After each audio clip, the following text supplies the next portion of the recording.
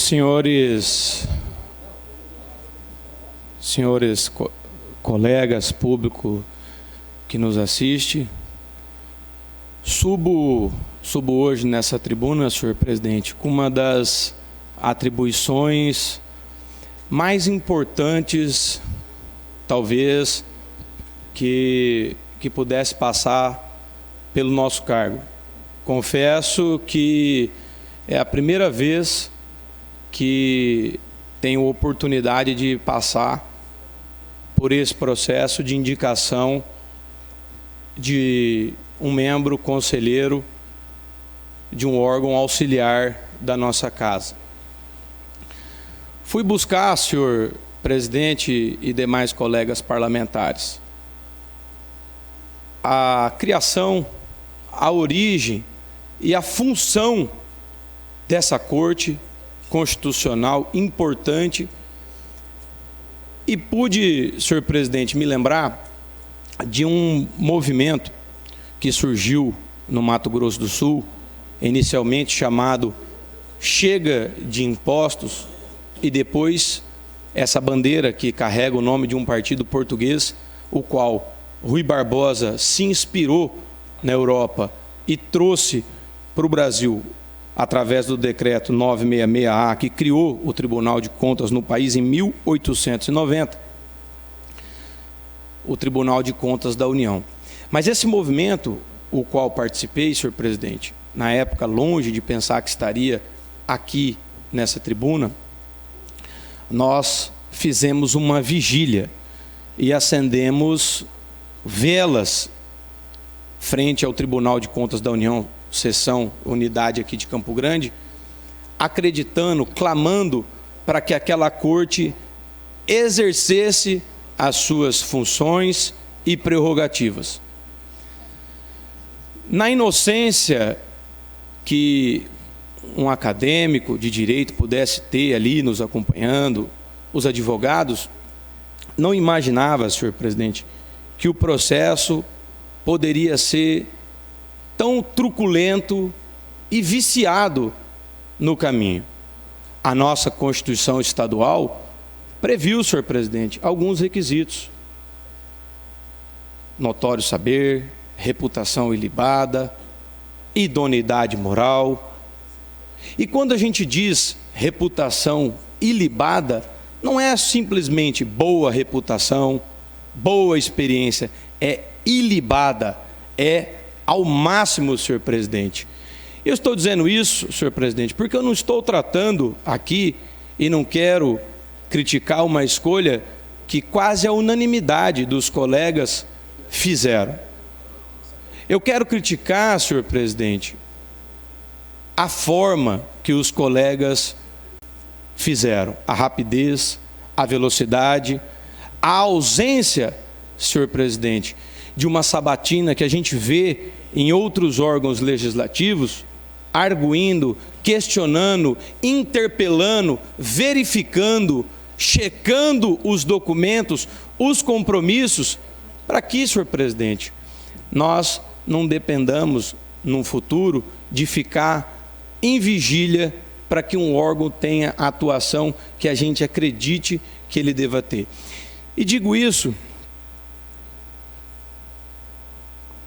porque, senhor presidente, algo acontece de errado naquela corte.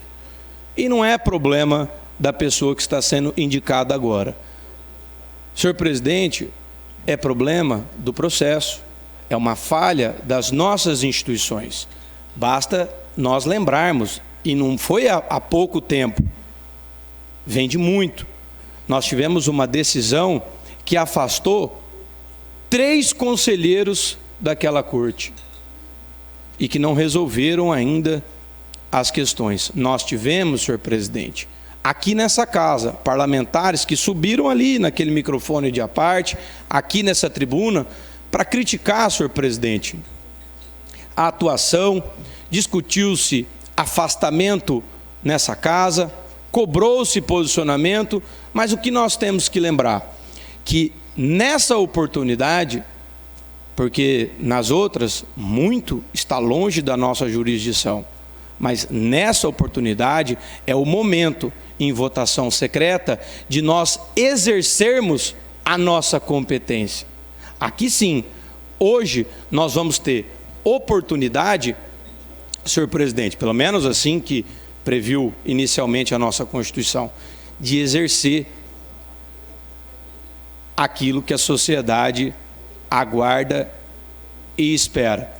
Se nós dissermos hoje sobre o currículo do indicado, que a gente viu, eu olhei, eu analisei, eu chequei, realmente ele preenche os requisitos e anexou todos os comprovantes devidos. Mas eu pergunto a essa casa, em que momento nós debatemos, o indagamos, o ouvimos, verificamos? Pergunto aos colegas parlamentares se verificaram os documentos, se sabem a maneira que há o preenchimento dessas condições que a vacância impôs. Então, senhor presidente, colegas parlamentares, acredito que nós precisamos nos debruçar sobre a instituição. E trago aqui o decreto 966-A, de 7 de novembro de 1890, que cria o Tribunal de Contas no Brasil. Artigo 1º, instituído, decretado pelo Marechal Deodoro da Fonseca, que hoje leva nome de rua e avenidas para que não nos esqueçamos. Artigo 1º, é instituído um Tribunal de Contas ao qual incumbirá o exame, a revisão, o julgamento de todas as operações concernentes à receita e à despesa pública. Artigo 2º, todos os decretos do Poder Executivo, ordens ou avisos dos diferentes ministérios suscetíveis de criar despesa ou interessar ainda finanças da República para poderem ter publicidade e execução serão sujeitos primeiro ao Tribunal de Contas, que o registrará pondo-lhes o seu visto quando reconheça que não violam disposição de lei nem excedem os créditos votados pelo Poder Legislativo. Senhor presidente, digo isso porque hoje pude perceber que essa casa tem um papel tão importante, tem uma vaga exclusiva dessa casa, mas que, por maiores qualidades que possa ter o indicado, nós o estamos votando por pressão exclusiva do governador. E eu digo isso porque fui entrevistado, interpelado, questionado, indagado, de todas as formas, e não porque essa casa livremente gostaria no processo de colocar este ou aquele indicado. Para concluir, deputado. Para concluir, senhor presidente, trago aqui um texto do mesmo Rui Barbosa, que em 1890 criou o Tribunal de Contas, mas ali depois, em 1914, após ver triunfar algumas injustiças. De tanto ver triunfar as nulidades, de tanto ver prosperar a desonra, de tanto ver crescer a injustiça, de tanto ver agigantarem-se os poderes nas mãos dos maus, o homem chega a desanimar da virtude, a rir-se da honra e ter vergonha de ser honesto. Rui Barbosa, senhor presidente. Obrigado, era a minha fala.